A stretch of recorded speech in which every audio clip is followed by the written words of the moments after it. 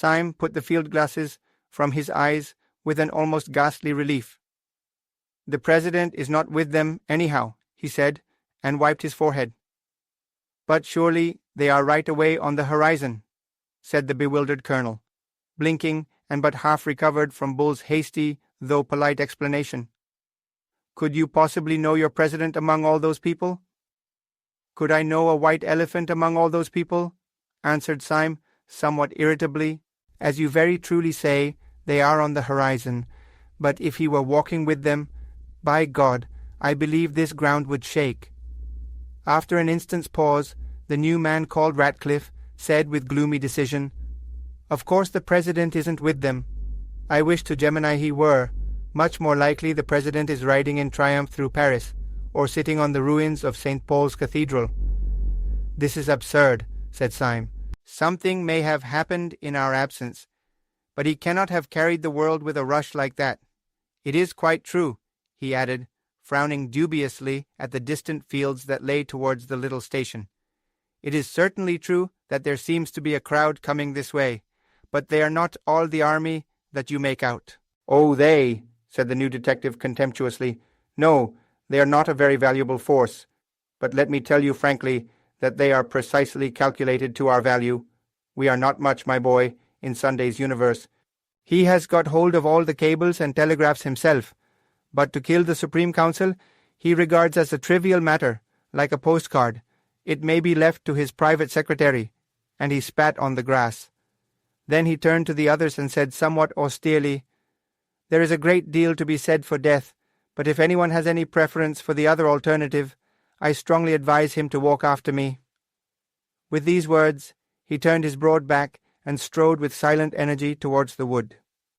The others gave one glance over their shoulders and saw that the dark cloud of men had detached itself from the station and was moving with a mysterious discipline across the plain. They saw already, even with the naked eye, black blots on the foremost faces, which marked the masks they wore. They turned and followed their leader, who had already struck the wood and disappeared among the twinkling trees. The sun on the grass was dry and hot, so in plunging into the wood they had a cool shock of shadow, as of divers who plunge into a dim pool. The inside of the wood was full of shattered sunlight and shaken shadows. They made a sort of shuddering veil, almost recalling the dizziness of a cinematograph. Even the solid figures walking with him Syme could hardly see for the patterns of sun and shade that danced upon them. Now a man's head was lit as with a light of Rembrandt, leaving all else obliterated. Now again he had strong and staring white hands with the face of a Negro.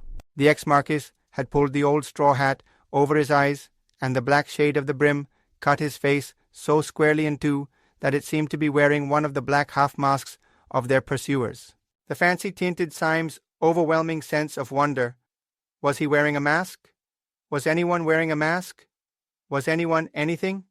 This wood of witchery, in which men's faces turned black and white by turns, in which their figures first swelled into sunlight and then faded into formless night, this mere chaos of chiaroscuro after the clear daylight outside, seemed to Syme a perfect symbol of the world in which he had been moving for 3 days, this world where men took off their beards and their spectacles and their noses and turned into other people. That tragic self-confidence which he had felt when he believed that the Marquis was a devil had strangely disappeared now that he knew that the Marquis was a friend.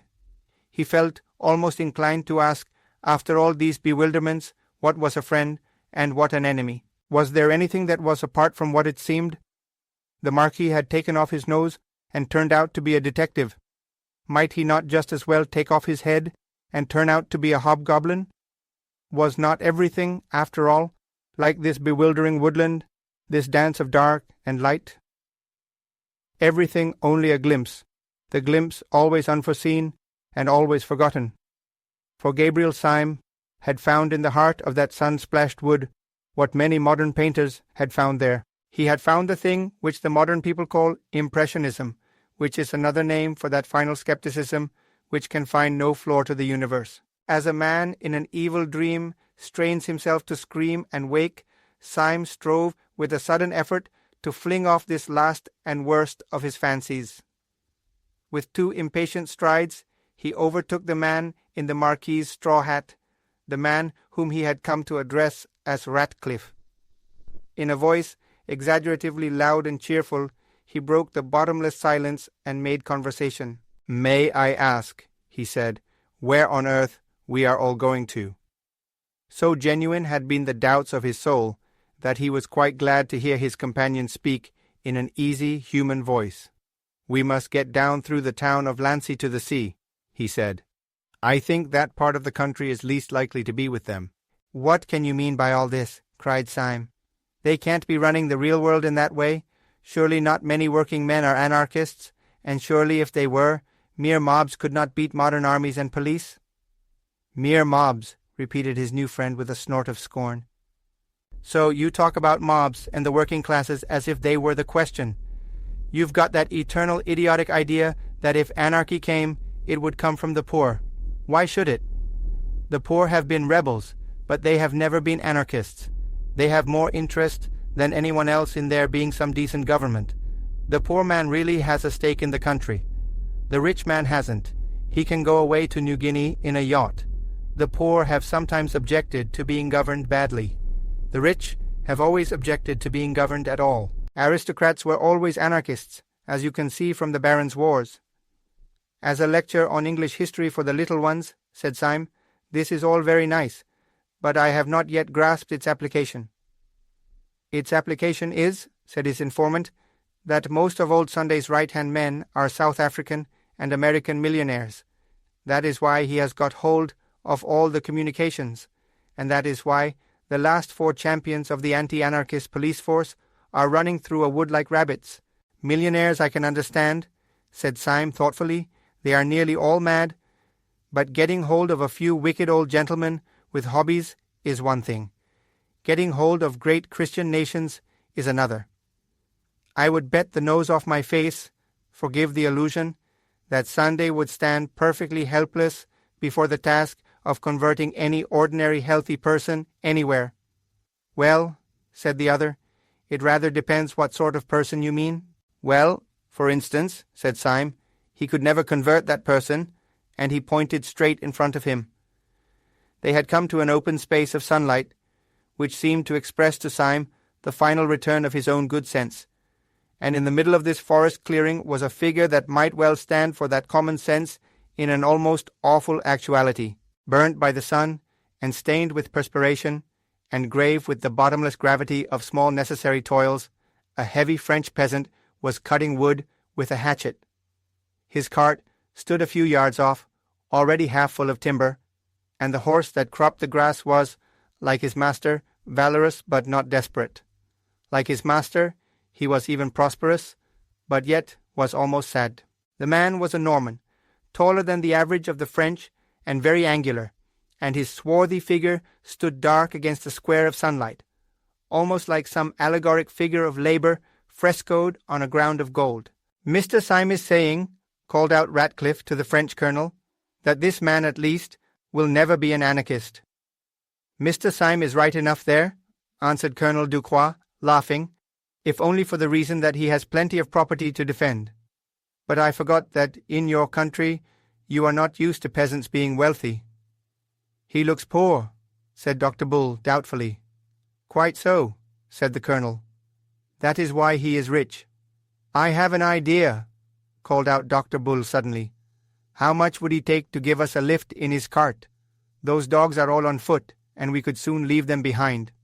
"Oh, give him anything," said Syme eagerly. "I have piles of money on me." "That will never do," said the colonel. "He will never have any respect for you unless you drive a bargain." "Oh, if he haggles," began Bull impatiently. "He haggles because he is a free man," said the other. "You do not understand. He would not see the meaning of generosity. He is not being tipped." And even while they seemed to hear the heavy feet of their strange pursuers behind them, they had to stand and stamp while the French colonel talked to the French woodcutter with all the leisurely badinage and bickering of market day. At the end of the 4 minutes, however, they saw that the colonel was right, for the woodcutter entered into their plans, not with the vague servility of a toot too well paid, but with the seriousness of a solicitor who had been paid the proper fee. He told them that the best thing they could do was to make their way down to the little inn on the hills above Lancy, where the innkeeper, an old soldier who had become David in his latter years, would be certain to sympathize with them, and even to take risks in their support. The whole company, therefore, piled themselves on top of the stacks of wood, and went rocking in the rude cart down the other and steeper side of the woodland. Heavy and ramshackle as was the vehicle, it was driven quickly enough, and they soon had the exhilarating impression of distancing altogether those, whoever they were, who were hunting them. For after all, the riddle as to where the anarchists had got all these followers was still unsolved. One man's presence had sufficed for them. They had fled at the first sight of the deformed smile of the secretary. Syme every now and then looked back over his shoulder at the army on their track. As the wood grew first thinner and then smaller with distance, he could see the sunlit slopes beyond it and above it, and across these was still moving the square black mob like one monstrous beetle. In the very strong sunlight, and with his own very strong eyes, which were almost telescopic, Syme could see this mass of men quite plainly. He could see them as separate human figures, but he was increasingly surprised by the way in which they moved as one man. They seemed to be dressed in dark clothes and plain hats, like any common crowd out of the streets, but they did not spread and sprawl and trail by various lines to the attack, as would be natural in an ordinary mob. They moved with a sort of dreadful and wicked woodenness, like a staring army of automatons. Syme pointed this out to Ratcliffe. "Yes," replied the policeman. "That's discipline. That's Sunday. He is perhaps 500 miles off, but the fear of him is on all of them, like the finger of God. Yes, they are walking regularly, and you bet your boots that they are talking regularly. Yes, and thinking regularly. But the one important thing for us is that they are disappearing regularly." Syme nodded. It was true that the black patch of the pursuing men was growing smaller and smaller as the peasant belaboured his horse. The level of the sunlit landscape, though flat as a whole, fell away on the farther side of the wood in billows of heavy slope towards the sea, in a way not unlike the lower slopes of the Sussex Downs. The only difference was that in Sussex the road would have been broken and angular like a little brook, but here the white French road fell sheer in front of them like a waterfall. Down this direct descent the cart clattered at a considerable angle, and in a few minutes, the road growing yet steeper, they saw below them the little harbour of Lancy and a great blue arc of the sea. The travelling cloud of their enemies had wholly disappeared from the horizon. The horse and cart took a sharp turn round a clump of elms, and the horse's nose nearly struck the face of an old gentleman who was sitting on the benches outside the little café of Le Soleil d'Or. The peasant grunted an apology and got down from his seat. The others also descended one by one, and spoke to the old gentleman with fragmentary phrases of courtesy, for it was quite evident from his expansive manner that he was the owner of the little tavern. He was a white-haired, apple-faced old boy, with sleepy eyes and a grey moustache, stout, sedentary, and very innocent, of a type that may often be found in France, but is still commoner in Catholic Germany. Everything about him, his pipe, his pot of beer, his flowers, and his beehive, suggested an ancestral peace. Only when his visitors looked up as they entered the inn parlour, they saw the sword upon the wall. The colonel, who greeted the innkeeper as an old friend, passed rapidly into the inn parlour and sat down, ordering some ritual refreshment. The military decision of his action interested Syme, who sat next to him, and he took the opportunity, when the old innkeeper had gone out, of satisfying his curiosity. "May I ask you, Colonel," he said in a low voice, "why we have come here?" Colonel de Croix smiled behind his bristly white moustache. "For 2 reasons, sir," he said, "and I will give first, not the most important, but the most utilitarian. We came here because this is the only place within 20 miles in which we can get horses. Horses, repeated Syme, looking up quickly. Yes, replied the other. If you people are really to distance your enemies, it is horses or nothing for you, unless of course you have bicycles and motor cars in your pocket. And where do you advise us to make for? Asked Syme doubtfully. Beyond question, replied the colonel. You had better make all haste to the police station beyond the town. My friend, whom I seconded under somewhat deceptive circumstances, seems to me to exaggerate very much the possibilities of a general rising, but even he would hardly maintain, I suppose, that you were not safe with the gendarmes? Syme nodded gravely, then he said abruptly, And your other reason for coming here? My other reason for coming here, said Ducroix soberly, is that it is just as well to see a good man or two when one is possibly near to death. Syme looked up at the wall and saw a crudely painted and pathetic religious picture. Then he said, You are right. And then, almost immediately afterwards, Has anyone seen about the horses? Yes, answered Ducroix. You may be quite certain that I gave orders the moment I came in. Those enemies of yours gave no impression of hurry, but they were really moving wonderfully fast, like a well-trained army. I had no idea that the anarchists had so much discipline. You have not a moment to waste. Almost as he spoke, the old innkeeper, with the blue eyes and white hair, came ambling into the room and announced that 6 horses were saddled outside. By Ducroix's advice, the 5 others equipped themselves with some portable form of food and wine, and keeping their dueling swords as the only weapons available, they clattered away down the steep, white road. The 2 servants, who had carried the Marquis's luggage when he was a Marquis, were left behind to drink at the café by common consent, and not at all against their own inclination. By this time the afternoon sun was slanting westward, and by its rays Syme could see the sturdy figure of the old innkeeper growing smaller and smaller, but still standing and looking after them, quite silently, the sunshine in his silver hair. Syme had a fixed, superstitious fancy, left in his mind by the chance phrase of the colonel, that this was indeed, perhaps, the last honest stranger whom he should ever see upon the earth. He was still looking at this dwindling figure, which stood as a mere grey blot, touched with a white flame against the great green wall of the steep down behind him. And as he stared over the top of the down, behind the innkeeper, there appeared an army of black-clad and marching men. They seemed to hang above the good man and his house like a black cloud of locusts. The horses had been saddled none too soon.